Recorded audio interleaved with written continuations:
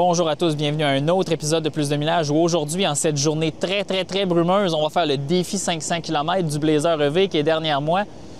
Ça n'a pas été facile à faire, les conditions étaient assez mauvaises, la visibilité était pratiquement nulle. Mais bon, on a réussi à le faire puis ça s'est quand même bien passé à la fin. Puis je veux vous rappeler juste avant qu'on parte, ce véhicule est équipé d'une batterie de 85 kWh et aussi son autonomie EPA Enercan est de 449 km dans la configuration 4 roues motrices que nous avons aujourd'hui. On se lance maintenant.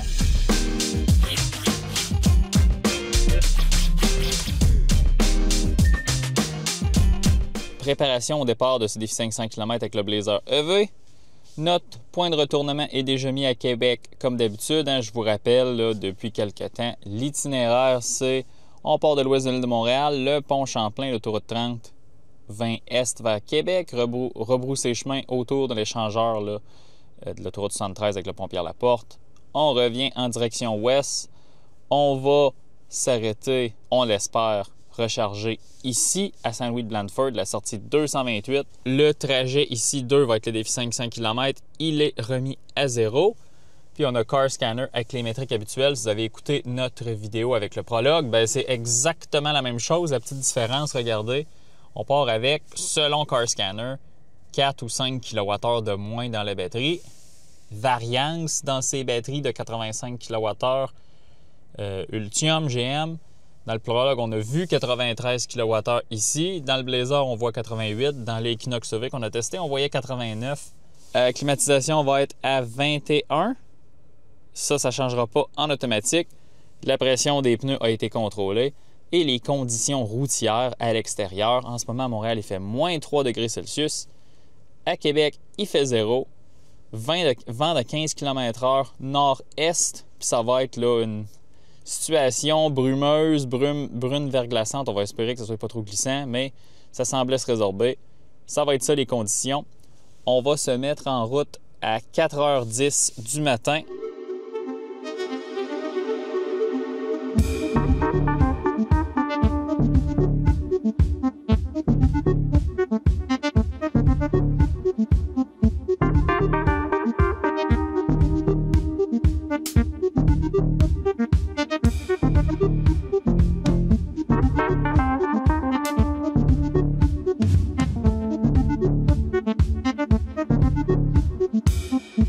Bon, ben on a plus de 100 km de parcouru, puis on a passé aussi le point de calibration là, au kilomètre 161,5. Puis le véhicule surrapporte de 1%. Donc, à la fin du défi, ça devrait être à 505 km, pas à 500 km. Fait que là, ça, maintenant, on le sait. Ensuite, les métriques, 68% de statut de charge sur Car Scanner et sur le combiné d'instruments. La consommation, 3,7 km par kWh, soit 27 kWh par 100 km. Donc, on est à peu près 3 kWh le plus élevé que la consommation sur l'autoroute Enercan, qui est à peu près 23,8, donc c'est quand même assez élevé. La cote Enercan de ce véhicule-là, dans la configuration qu'on est aujourd'hui, soit la batterie de 85 kWh, 4 roues motrices, version LT ou RS, donc on est dans un RS ici, 4 roues motrices, c'est de 449 km. Évidemment, on ne fera pas 449 km, là, c'est jamais le cas, on ne fait jamais le PA. Pour ce qui est aussi des autres métriques, là, il fait 0 degrés Celsius à l'extérieur. La température de la batterie, 11 degrés Celsius. Lorsqu'on a quitté Montréal, elle était à 20 degrés Celsius. Puis ensuite, on roule à 110 km/h. C'est la vitesse de ce défi. Au point de retournement, le système de navigation nous dit qu'on aura 26% de statut de charge. Je doute que ce sera assez pour se rendre à Saint-Louis-de-Blandford après avoir rebroussé chemin. C'est comme 84 km de plus. Ça va être limite là, parce qu'après ça, il faut prendre en compte qu'il va y avoir du préconditionnement qui va se faire parce que la batterie est à comme 11-12 degrés Celsius. Donc là, je suis en train de me dire que c'est peut-être mieux d'arrêter au point de retournement. C'est une station Couche-Tard, 180 kW. On va peut-être faire un 5% de recharge, 5-10%. Puis après ça, se rendre à Saint-Louis-de-Blandford et compléter le test. Donc, 2 recharges courtes au lieu d'une recharge moyenne, parce que dans le prologue, on avait fait 25 minutes de recharge. Là, on pourra peut-être faire 2-10 minutes. Mais ça va être plus long à la fin pareil, mais je pense que c'est la façon la plus efficace de le faire. Dans le système de navigation, je vais pointer la borne au lieu de juste pointer le point de retournement, puis ça va activer le préconditionnement. Puis là, je vais perdre probablement un 6 % de statut de charge à l'arrivée, là, parce que ça va être le préconditionnement. On va se reparler dans peut-être une heure, puis je vais vous parler plus en détail du système de thermorégulation des véhicules Ultium. J'ai le brevet avec moi que j'ai lu du système de thermorégulation à récupération d'énergie Ultium, GM, peu importe comment que GM veut l'appeler, là, parce que, je ne sais pas si vous avez entendu, là, GM ne veut plus utiliser l'appellation Ultium là, pour ses véhicules électriques. Il va utiliser autre chose ou juste pas utiliser le mot Ultium, mais la compagnie qui fabrique les battery packs encore s'appelle Ultium. Peu importe, c'est juste des détails. On va se reparler plus tard.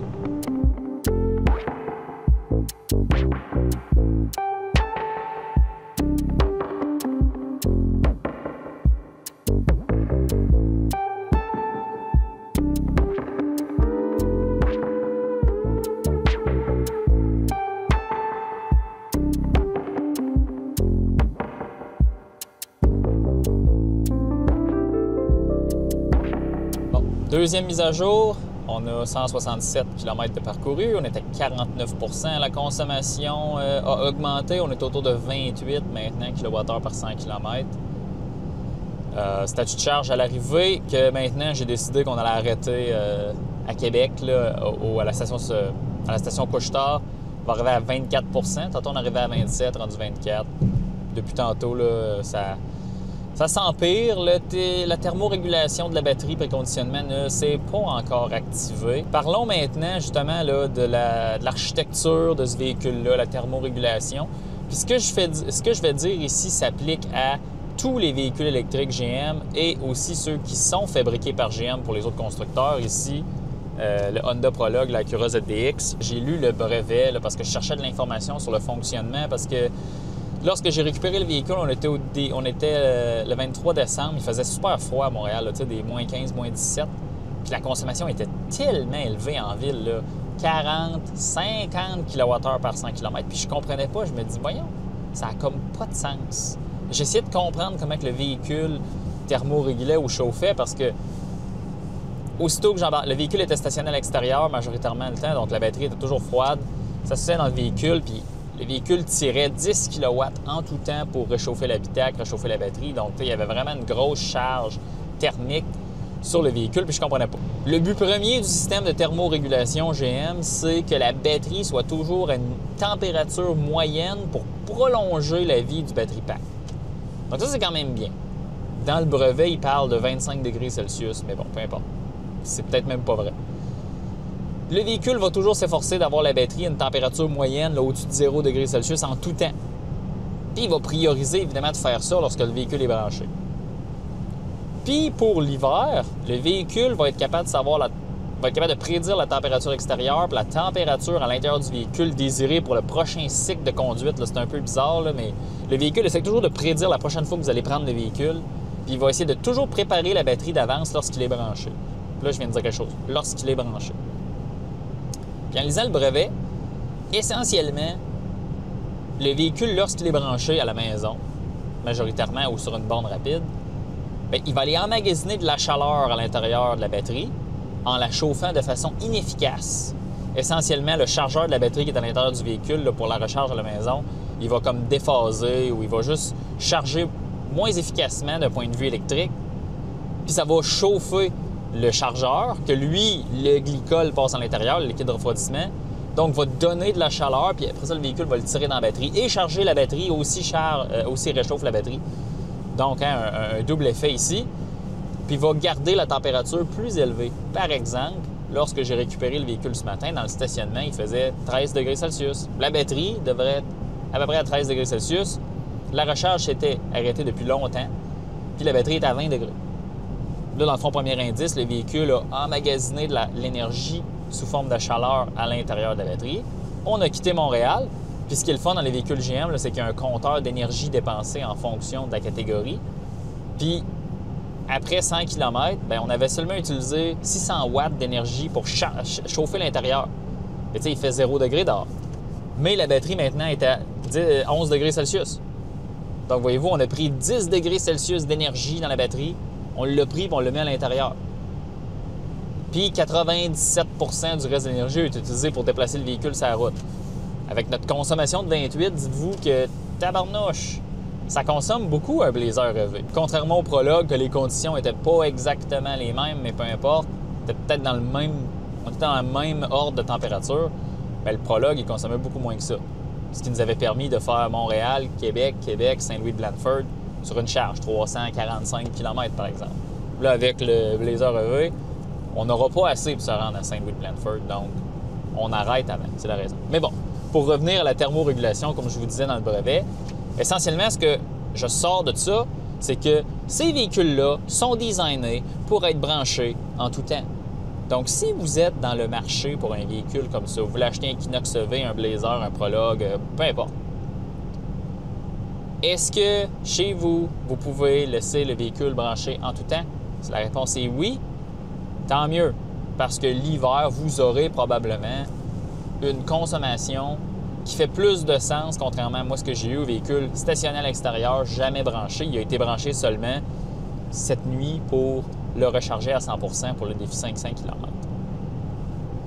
Puis évidemment, les bonnes pratiques de véhicules électriques, c'est d'avoir de la recharge niveau 2 à la maison puis de toujours avoir le véhicule branché. Là, ça, c'est comme de base.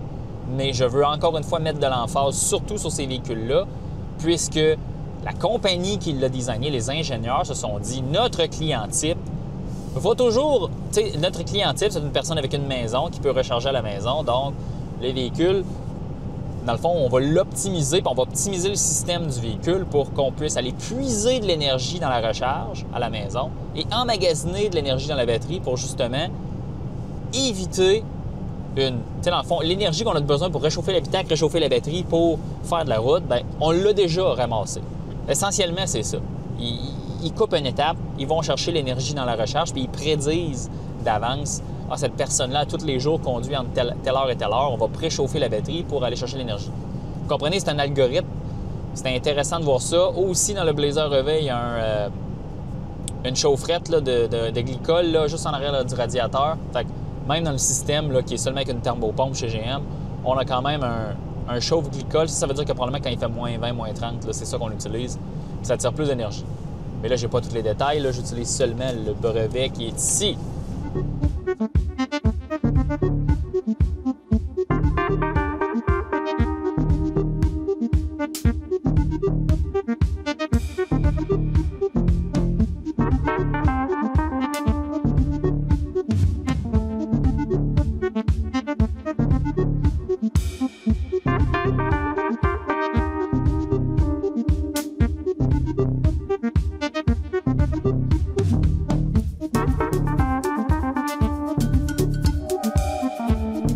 Et nous voilà branchés sur la borne Couche-Tard à Québec.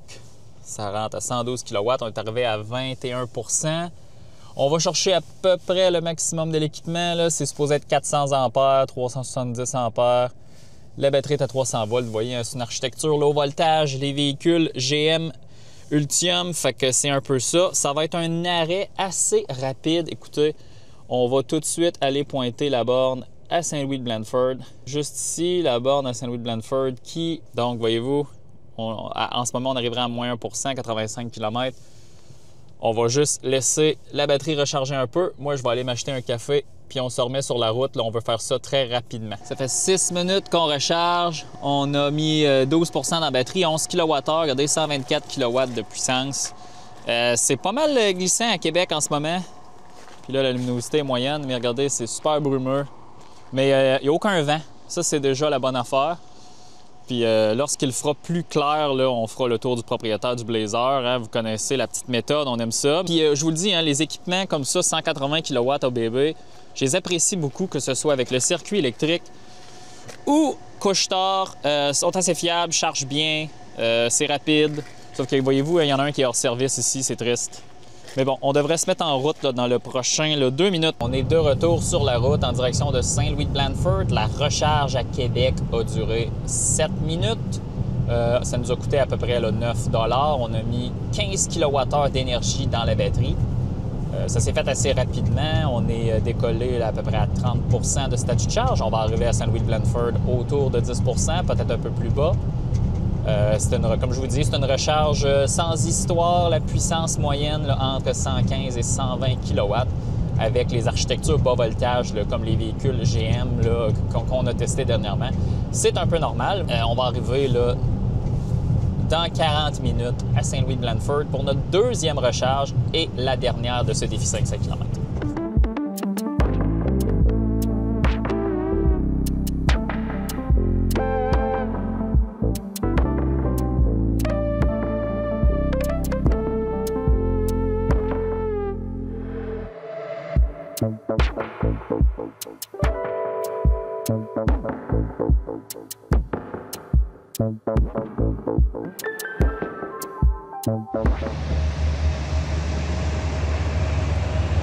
On est à Saint-Louis-de-Blandford sur la 350 kW et comme je vous dis, ça rentre à 500 ampères, à peu près 150 kW.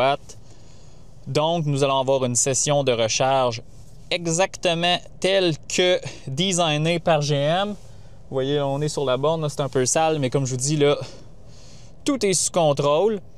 Dans le fond, là, bientôt, là, je vais aller pointer la destination finale du défi 500 km qui est sur l'île des Sœurs à Montréal. Mais regardez, là, tout est comme sur des roulettes. Puis ce qui est le fun, c'est que la batterie n'a pas besoin d'être bien chaude pour qu'on aille chercher la puissance maximale. Donc, la quantité d'énergie nécessaire à emmagasiner dans la batterie pour le préconditionnement est relativement faible. C'est bien, mais regardez le voltage du pack. Là. Avant qu'on se branche, le pack était à genre 260 volts. Mais évidemment, le chargeur applique 300 volts dans la batterie fois 493, ça donne 148. Là. Ça devrait être une recharge entre 20-25 minutes, tout dépendant du statut de charge à l'arrivée dans le système de navigation. Tour du propriétaire du Blazer EV. On va regarder le profil rapidement. Là. Puis lorsqu'on compare avec le Prologue, c'est sensiblement les mêmes dimensions. C'est un véhicule avec le même empattement, mais le Prologue diffère. Il est un peu plus bas et le Prologue est un peu plus large. Mais sensiblement, même structure de véhicule, même batterie, même chose. Le Equinox EV, vous posez peut-être la question, sensiblement la même longueur que le Blazer. Ce qui change, c'est l'empattement raccourci sur l'Equinox EV, ce qui a un impact sur l'espace arrière. Et le Equinox EV est beaucoup moins large que le Blazer, mais lui aussi, même architecture, même plateforme. Super intéressant aussi sur le Blazer EV, là, à l'avant, tout ce que vous voyez qui est en blanc, ainsi que le signe Chevrolet, c'est illuminé. C'est la signature lumineuse du véhicule. Vous remarquez qu'on est dans un modèle RS et on a une caméra à l'avant. Pour ce qui est de la pneumatique, là, on est sur les fameuses roues 21 pouces du pneu d'hiver Gate là, des véhicules Ultium GM là, au Québec. Ils ont vendu tellement de véhicules Ultium qu'il y a une pénurie de ces pneus de cette grandeur-là et de ces roues-là parce qu'ils ont 6 écrous. Je vous donne un petit secret. Là. Les Chevrolet et GMC Canyon de la précédente génération, soit 2017 à 2023, ont des roues avec le même nombre d'écrous et le même espacement entre les écrous, le 6 par 120, je crois. C'est un petit secret pour vous. Aussi, ce qui est différent sur le Blazer EV de tous les autres véhicules Ultium, sauf le Lyriq, c'est le port de recharge mécanisé ici, le électronique. Ça donne rien, selon moi. C'est un peu comme le Audi e-tron. Ça donne rien, c'est juste plus compliqué. On a le port CCS, évidemment, compatible NACS avec un adaptateur que GM fournit si vous êtes propriétaire de ce véhicule-là. Donc, vous avez accès au réseau superchargeur. Il ne suffit qu'utiliser l'application Tesla ou la configuration à l'intérieur du véhicule là, pour recharger. Et voyez-vous, là, on le remonte, c'est lent. J'aime beaucoup l'arrière du Blazer EV. Ça me fait penser aussi un peu les oreilles d'un chat, le petit aileron qu'on a au-dessus du haillon. Vous voyez, le véhicule est plaqué en Nouvelle-Écosse, ça veut rien dire, c'est pas grave. Haillon électrique standard sur toute la gamme. Vous voyez, l'espace arrière relativement généreux. C'est similaire au Equinox EV parce qu'en réalité, la différence d'espace entre les deux véhicules, c'est l'espace à l'arrière pour les passagers, pas nécessairement l'espace cargo. Sous le plancher, nous avons énormément d'espace de rangement. Une grande cavité ici pour le câble de recharge niveau 1, niveau 2, ainsi là, que pour kit de gonflage, tout ça. Il n'y a pas de roue de secours dans ce véhicule-là. Ce que vous remarquerez aussi, c'est que la banquette se rabaisse à plat. Donc, on a énormément d'espace dans le Blazer EV. Puis, je vais vous montrer autre chose lorsqu'on va aller à l'arrière pour l'espace de deuxième rangée. Là, on va passer tout de suite les matériaux de la porte. Donc, plastique dur, plastique, surface moussée, couture, tissu et ici, Ah! Mais c'est comme le Prologue ou l'Equinox EV, ça ne change pas ici. Puis là, une question qui me titille, est-ce que le bas des portes a un trou d'écoulement pour l'eau pognée dans la porte? Ça m'a toujours titillé. Où est-ce que l'eau s'écoule à l'intérieur de la porte? Nulle part. Donc, c'est ça. Quelqu'un m'avait déjà posé la question, est-ce que dans l'Equinox EV, dans le Blazer, il y a des trous dans les portes? GM doit utiliser une autre technique pour laisser l'eau s'écouler des portes. Je pourrais pas vous dire, là, regardez, là, il y a quand même énormément de plastique ici entre la porte. Peut-être que le trou est de l'autre côté, on ne sait pas. Lorsque la banquette est relevée, ce que vous allez découvrir, si vous la poussez plus, vous allez chercher un angle plus prononcé ici. Ça permet d'augmenter le confort des passagers à l'arrière. Et aussi, vous avez un accoudoir central assez large. Puis pour les passagers, vous avez bouche d'aération arrière, siège chauffant et aussi USB-C. On a quand même le même problème ici. Regardez mes jambes lorsque je les place de façon naturelle. Quand même, là, le bas du siège n'épouse pas le bas de ma cuisse, mais quand même, avec l'espace plus généreux, on peut étirer nos jambes, puis on a un support relativement intéressant, mais voyez-vous, c'est plus d'espace pour les jambes. Ça permet aussi de placer des sièges pour enfants de l'autre côté, ce qui est plus favorable pour la sécurité. Puis c'est pas trop compliqué, il y a de l'espace. Donc c'est comme le compromis, le Blazer EV, je pourrais appeler ça, Equinox EV empattement allongé essentiellement. Prenons place à l'intérieur du Blazer EV, bien là c'est comme un Equinox EV. Il n'y a aucune différence ici. Bouton physique pour la climatisation, 3 bouches de climatisation. Vous avez l'immense écran, là, je pense que c'est 15 ou 17 pouces de GM avec la solution Android pour la navigation qui fonctionne extrêmement bien. Je l'ai dit plusieurs fois, c'est la meilleure solution de navigation que j'ai vue dans l'industrie jusqu'à date. Super. On a aussi une très bonne caméra 360 sur le Blazer EV dans cette version RS. C'est bien, mais il y a quand même des lacunes. Regardez ici, si on va là, le menu auquel on verrait notre graphique d'efficacité énergétique et aussi la répartition de l'énergie utilisée entre thermorégulation, conduite et préconditionnement et aussi démarrage à distance. Bien, voyez-vous, le menu n'affiche plus. Il affichait ce matin pendant le défi 500 km, puis à la moitié du défi 500 km, il a décidé de ne plus s'afficher. J'ai vu ce bug-là dans l'Equinox EV, j'ai vu ce bug-là dans le Prologue, puis j'ai vu ce bug-là dans le Silverado EV. Donc, ici, GM copie-colle les problèmes dans tous les autres véhicules. Donc, c'est peut-être comique, mais c'est pas comique. Puis, évidemment, allez voir mon vidéo du Prologue du Equinox EV. Tout ça ici est la même chose. L'éclairage ambiant, vous étiez curieux, c'est quoi? L'éclairage ambiant, c'est seulement le tour ici des bouches d'aération. Il n'y a pas là, de ligne de LED comme dans le Prologue ou ailleurs. C'est ce qu'on a. Miroir, à l'arrière, c'est une caméra, comme on voit ça dans plusieurs produits GM. Ça fonctionne très bien. Et on peut aussi nettoyer cette caméra-là quand on actionne l'essuie-glace arrière. Sinon, combiné d'instruments très, très traditionnel, c'est le combiné d'instruments Ultium. On appuie sur le bouton du volant et on peut changer la représentation du combiné d'instruments. Mais à la fin, là, c'est pas mal traditionnel. Volant, c'est le volant de tous les nouveaux véhicules GM maintenant. Vous avez à bras des essuie-glaces, levier de vitesse que j'adore ici, la boutonnerie. Ça se passe bien. Évidemment, j'ai rien à dire vraiment parce que c'est tout pareil. Pour ce qui est des matériaux, à l'avant, là, vous verrez, là, surface moussée sur le dessus de la porte, contrairement à l'arrière. Donc, dans le fond, là, ici, là, le dessus de la porte, la première moitié, beaucoup plus intéressant au toucher. Aussi, là, le tableau de bord, très mou. Donc, ici, c'est bien. Pas de problème. Aussi, on a un affichage tête haute dans ce véhicule-là. Ça reflète un peu, je l'ai désactivé, mais ça fonctionne bien. Et puis, parlons des sièges. C'est sûr que dans ce véhicule-là, je vais appeler ça un siège qui est plat. Regardez, là, il n'y a pas énormément de support latéral. Le siège est large, puis le siège passager-conducteur à l'avant sont pareils. Ici, on a un mix là, de suède, tissu. C'est comme un mix de textures. C'est un siège confortable pour la grande route, mais ce n'est pas le siège le plus excitant. Vous trouverez meilleur support dans le ID4, le Mach-E modèle Y et le INX5. Ici, c'est un siège de gros véhicule américain, puis ça se reflète dans le comportement du véhicule, dans la vocation du véhicule. C'est un gros VUS américain, c'est fait de faire de la longue route, la climatisation est puissante, c'est l'esprit nord-américain du road trip. Ça ne me surprend pas. Pour ce qui est de la console, vous avez une console centrale ici, c'est relativement généreux. Recharge sans fil de téléphone, 2 porte-verres. Je vais tasser ma petite tablette Kindle ici pour prendre des notes. Et aussi, là, vous avez un autre compartiment. Contrairement au Prologue, nous avions une console flottante. Ici, nous n'avons pas ça. Par contre, dans le Prologue, j'avais critiqué beaucoup la qualité des matériaux de la console, bien ici dans le Blazer, c'est réellement meilleur. Puis c'est un véhicule qui est vendu au même prix, même moins cher dans quelques cas le Blazer.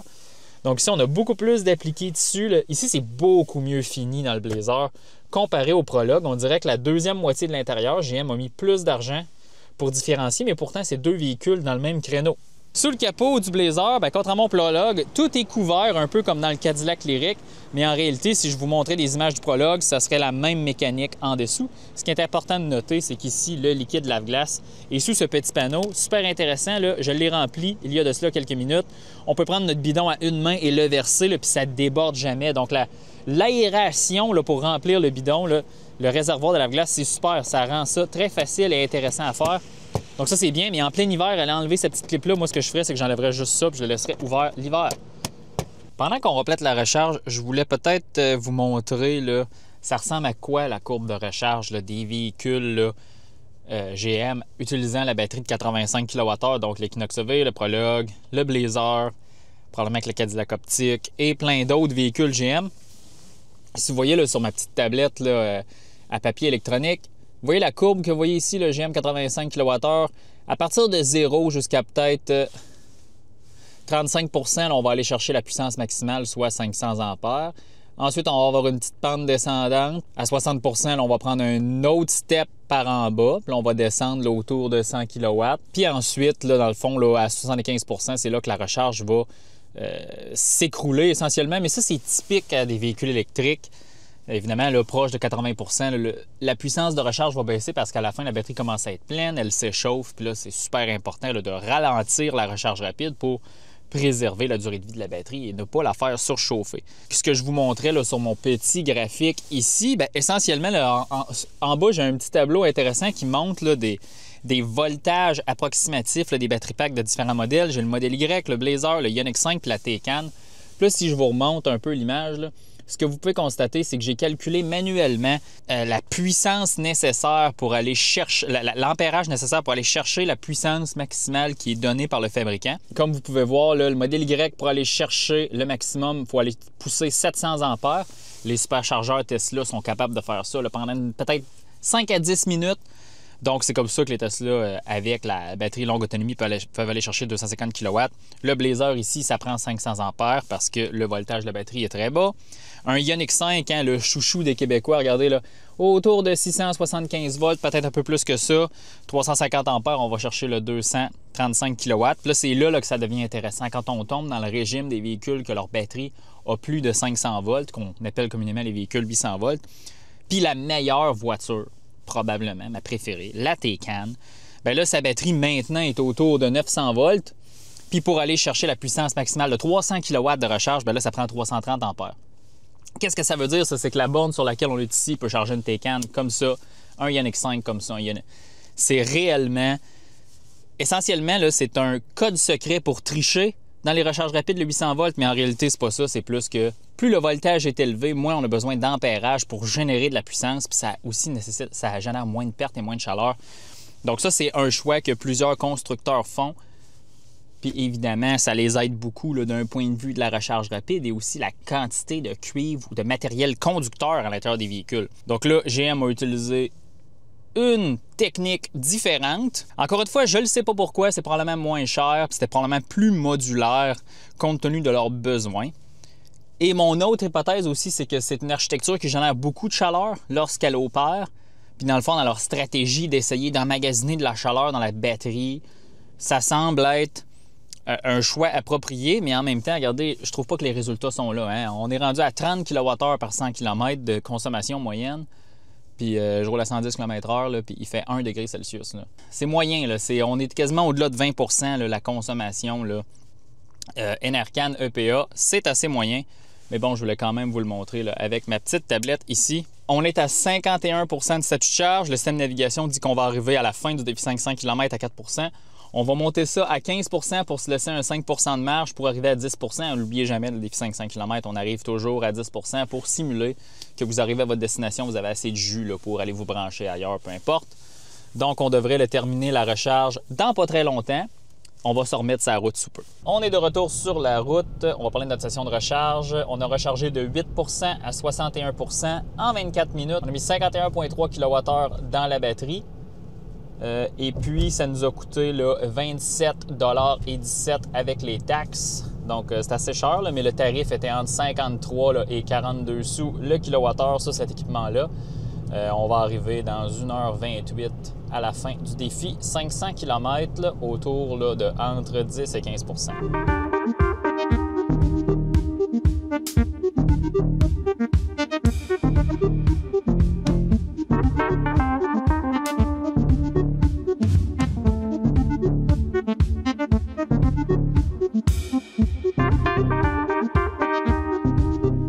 Bon, on vient tout juste de quitter l'autoroute 15. Là, on est sur l'autoroute 20 là, en direction là, de l'ouest de l'île de Montréal. Mais on est sur l'île de Montréal. Donc, vous voyez, là, on va terminer le défi 500 km à 505 km parce que le véhicule surrapporte de 1 %.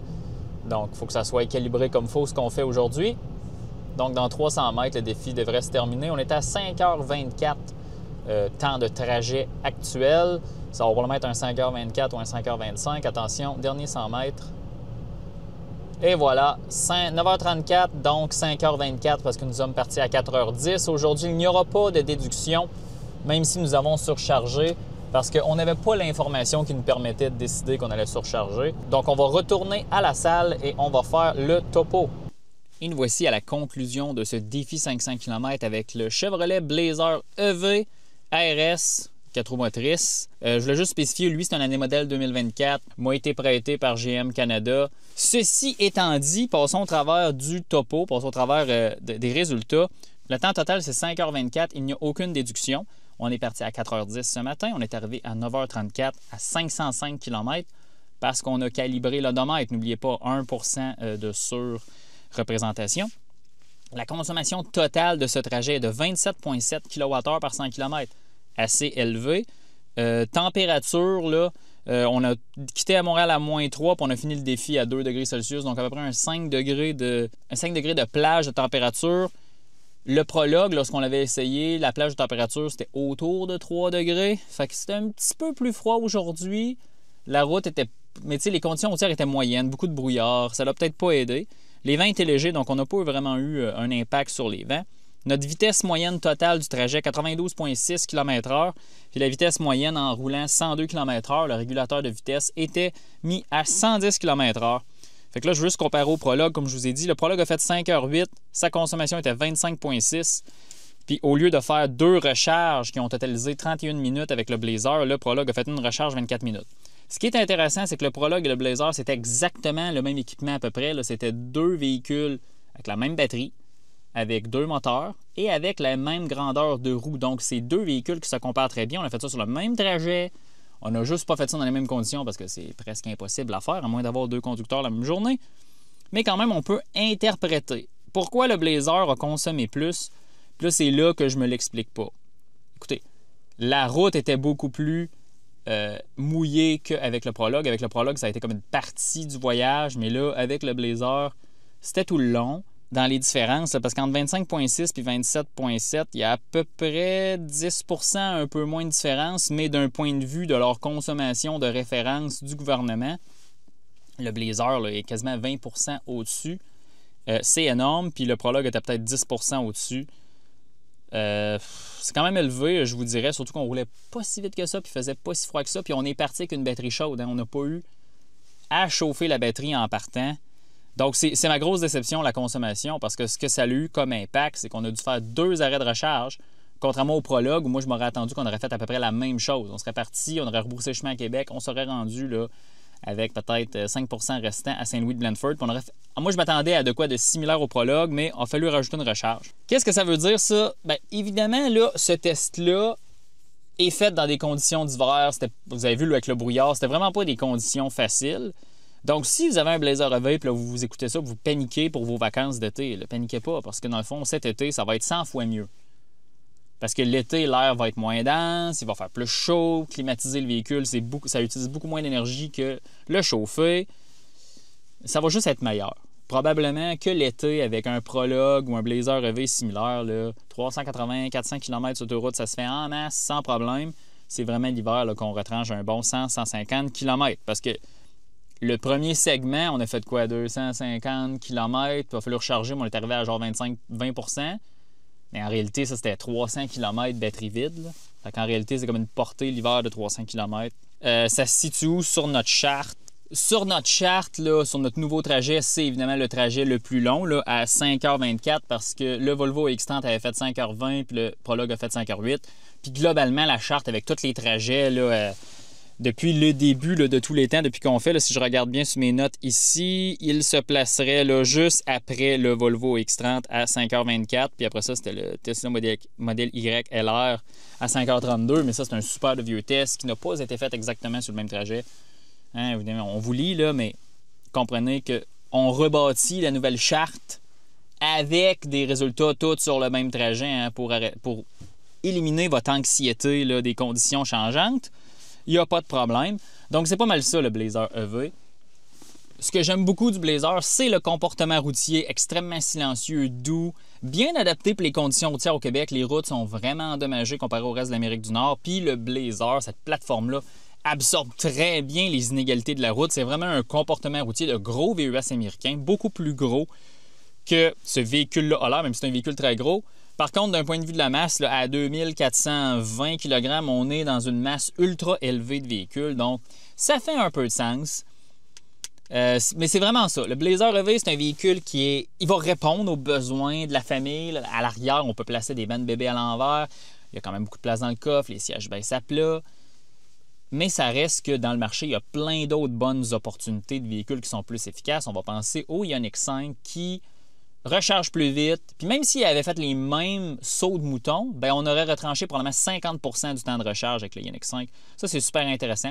Tesla Model Y, c'est comme lui qui est le plus efficace de la gang, mais c'est pas nécessairement l'intérieur le mieux agencé. C'est pas nécessairement le véhicule le plus beau puis le plus moderne. Quand on le regarde aujourd'hui, là, il est vraiment dû pour une refonte, ce véhicule-là, espérant que par le temps que vous écoutez cette vidéo, la refonte aura été au moins annoncée ou au moins on aura vu des images officielles.